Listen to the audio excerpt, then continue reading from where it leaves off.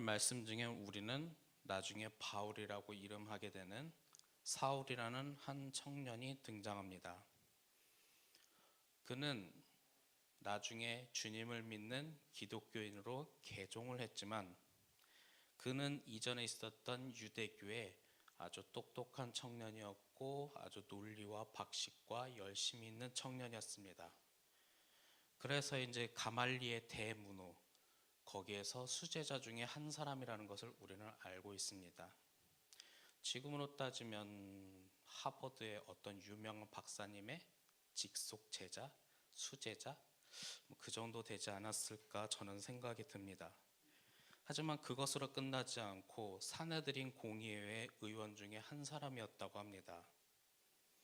그런데 여기서 우리는 이런 얘기도 한번 들어본 적이 있는 것 같습니다. 바울이 예전에 독처하는 것이 좋다, 그래서 결혼 생활을 하지 않았다 하지만 제가 알기로는 사내들인 공의회의 회원이라는 것은 결혼을 해야 가능한 걸로 알고 있고, 그래서인지 저의 생각은 유대교에서 기독교로 개정하는 그 과정 속에서 아마 결혼 생활도 깨지고 가정에서도 외면받지 않았을까 생각이 듭니다.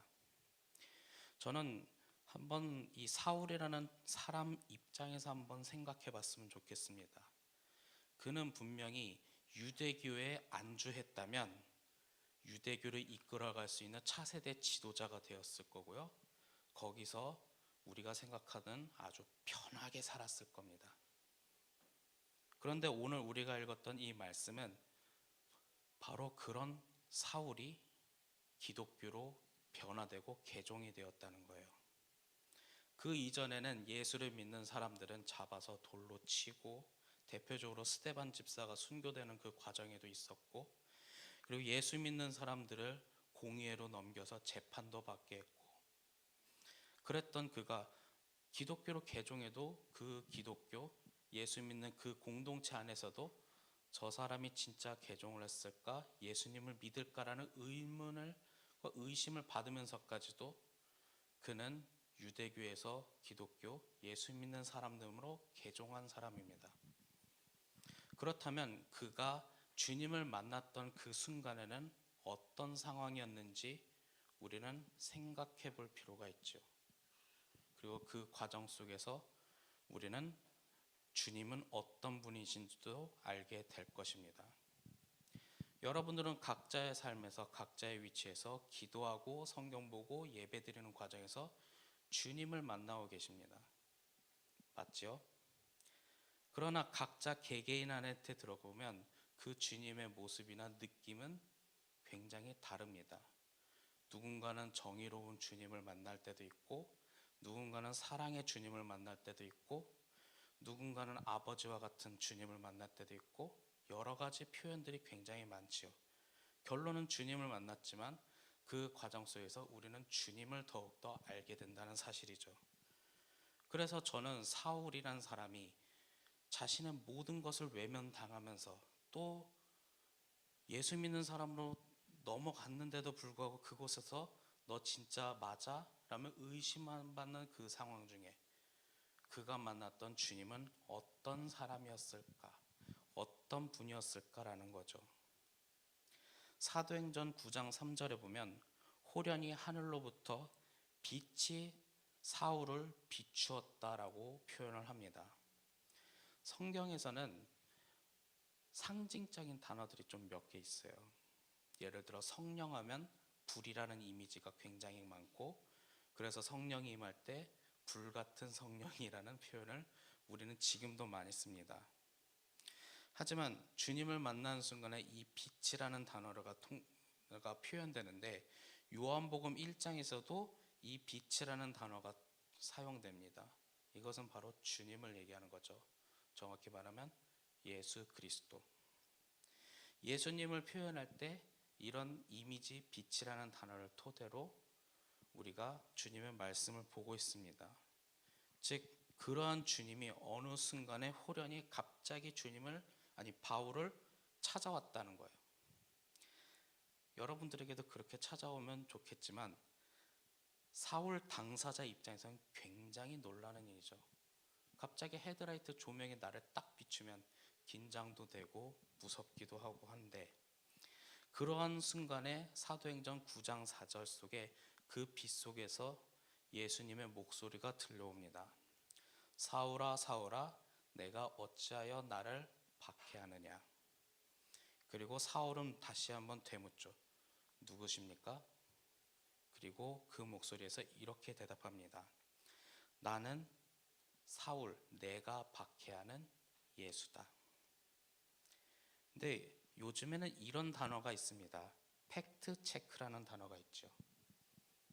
여기서 잠깐 팩트 체크 한번 해보려고 합니다. 사울이 예수님을 얼굴과 얼굴을 맞대고 만난 적이 있을까요? 전 성경 구절 속에서는 그런 구절은 찾지 못했어요. 그리고 그런 사울이 예수님을 얼굴과 얼굴을 맞대고 돌을 던졌거나 외면했거나 쫓아냈거나 모르는 물리적이거나 심리적이나 모든 예수님을 직접 만나서 괴롭힌 적이 있을까요?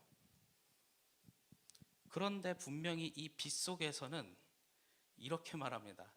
나는, 즉 예수님은, 사울이 예수님을 직접 박해하고 괴롭혔다고 이야기합니다. 이 순간이 바로 사울이라는 사람이 주님을 만난 순간이고, 이 순간 자신의 모든 미래가 찬란했던 그 유대교를 버리고 같은 동료에게도 괴롭힘을 받는 기독교로 변화된 거예요. 자, 분명히 사울이 박해하고 괴롭힌 것은 예수님이 아니라 예수님을 믿는 사람들이에요. 그런데 그가 만났던 주님은 네가 나를 괴롭혔다라고 이야기를 하죠. 요한복음 14장 11절에 이런 말이 있습니다. 내가 아버지 안에 거하고 아버지께서 내 안에 계심을 믿으라. 이것은 간단하게 말하면 예수님이 하나님 안에, 하나님이 예수님 안에 있다는 거예요. 이건 조금 수학적인 논리로 좀 표현하자면 이거는 간략하게 말하면 동일시되었다는 거고 일치되었다는 거예요. 나중에 요한복음은 다른 공관복음서에 비해 좀 후대에 나중에 2세대 그리스도인들에게 마지막으로 주님에 대한 이야기를 최종적으로 작성한 복음서이기 때문에 나중에 바울이 활동했던 튀르키예, 그리스 그 지역에서 하고 난 다음에 대표적으로 요한 공동체는 지금의 튀르키예 지역에서 교회를 세웠는데 대표적인 예시로 요한계시록이 그 근처 섬에 있던 반모섬에 있었으니 요한 공동체는 튀르키예 지역에도 있었어요.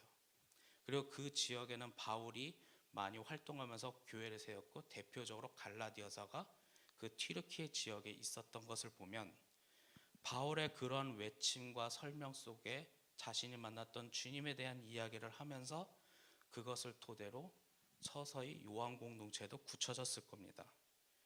즉 이것은 뭐냐? 사울이 예수님을 괴롭힌 게 아니라 예수 믿는 사람을 괴롭혔다는 것은 그 안에서 그는 불현듯 한 가지를 생각했던 거죠.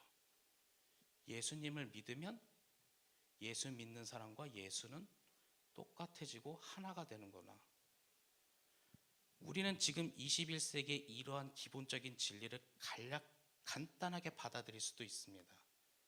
하지만 고대 근동에 있었던 신들이나 우상이나 그리스 로마 신화에 보면요, 신이 있고 인간은 신을 위한 노동력을 제공하는 존재입니다. 그리스 로마 신화에도 그렇게도 나와 있어요. 그저 우리가 믿고 있는 이 성경 속에서는 하나님께서 하나님의 형상으로 인간을 창조하고 그곳에 있었던 위대한 뜻이 있고 그것으로 끝나는 것이 아니라 그 인간을 위해 그 자체였던 예수님이 십자가에서 죽으시고 부활까지 하면서 믿으라고 이야기를 합니다. 기존에 있었던 고대 근동과 우상에는요 그런 게 없습니다. 마가린 만신전, 이집트 신화, 바벨로니아 신화, 그리스 로마 신화에 보면 다 신은 인간 위에 군림하는 존재였고 인간은 그 신이라는 존재를 위해 희생당하는 존재입니다. 그런데 이 순간 사울에게 나타난 예수님은 예수 믿는 사람과 하나가 되었다고 이야기를 전제하면서 너는 왜 나를 괴롭하냐. 그리고 우리가 읽지는 않았지만 그 다음 구절에는 내가 너를 위해 하나 새로운 계획이 있어. 네가 그것을 이제 해줘야겠다. 사울 입장에서는 우리가 잊고 넘어가는 거지만 그는 유대교에 있으면 진짜 인생, 좀 속된 말로 인생 핀 겁니다. 아주 미래가 창창대로이고요. 거기서 어쩌면 바리새파의 최고 지도자가 될 수도 있어요.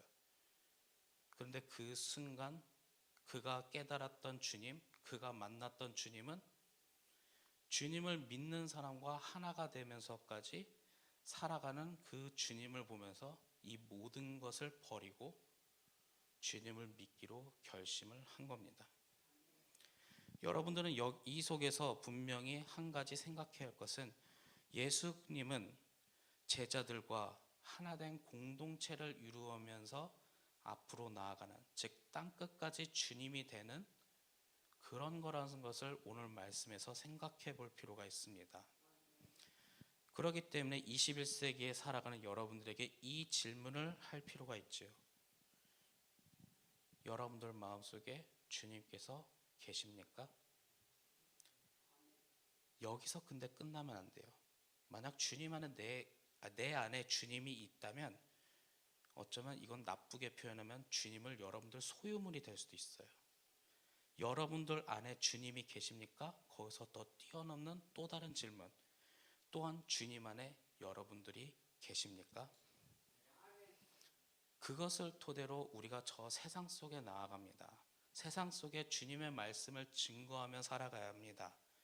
왜냐하면요, 그곳에서는 어쩌면 박해하는 사람들이 많이 있을 거니까요.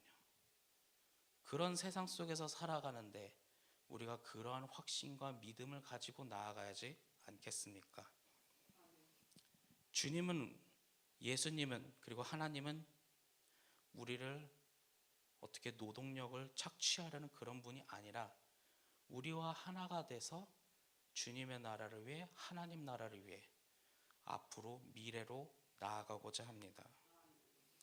그래서 유대교에 촉망받던 사람이 넘어오기까지 한 거죠. 그 사실에 감동받아. 그리고 그렇게 주님과 우리는 하나가 되어 이제 그 안에서 믿음의 공동체가 점점 외형이 확장될 것입니다. 이제 우리 두드림 교회도 기도하기 위해 이 자리에 모였고 또한 미래를 앞으로 나아갈 것입니다. 그 중에 중요한 사실은 여러분들과 주님은 하나 된 공동체라는 거죠. 그래서 저는 주로 이 사실을 좀 강조하기에 조금 표현이 어쩔지 모르지만 어떤 광고에 이런 말이 있죠. 또 하나의 가족. 좀 제가 착용한 것 같긴 한데 소송 걸지는 않겠죠. 그런 것처럼 우리는 교회 안에서 또 다른 가족이고 우리는 이 두드림 교회를 세우고 하나 되는 향해 용인시 처인구의 하나님 나라를 위해, 복음화를 위해 우리는 이제 또 세상 속으로 나아갈 것입니다. 그렇기 때문에 오늘 기억해야 할 것은 여러분들 안에 주님께서 계시고 또한 여러분들이 주님 안에 거하시는 그 행동을 통해, 그 사실을 통해 우리는 두드림 교회를 오직 기도로 세워갈 것입니다. 기도하겠습니다. 사랑의 하나님, 오늘 이 말씀 중에 주님이 내 안에, 내가 주님 안에 살아가고 있는 것을 확신합니다. 주님을 만났던 이 사울이라는 사람을 통해, 그가 만났던 주님을 통해 우리는 그 사실을 알고 그것으로 힘을 얻고 그것으로 강해져 세상 속에 주님의 믿음 위에, 주님의 복음을 위해, 하나님 나라를 위해 우리는 세상 속에 또한 나아갑니다. 주님과 우리가 하나가라는 이 사실을 우리가 믿으며 우리가 세상 속에 나아갈 수 있도록, 그리고 우리가 교회를 세우며 두드림교회를 세우며 담임 목사님의 목회 계획으로 하나된 교회 공동체가 되기를 원합니다. 우리가 그렇게 살아가기를 원하며 우리가 이 용인시 처인구, 우선 이 용인시 처인구에 하나님 나라를 세우며 그리고 세계로 뻗어나갈 수 있도록 주님의 꿈을 이루며 살아갈 수 있도록 주님 도와주시옵소서. 오늘도 주님의 말씀으로 하루를 시작하오니 주님의 말씀으로 살아가며 주님과 동행하며 살아갈 수 있도록 주님 도와주시옵소서. 언제나 함께 하신 아버지께 감사드리며 주 예수 그리스도의 이름으로 기도했습니다.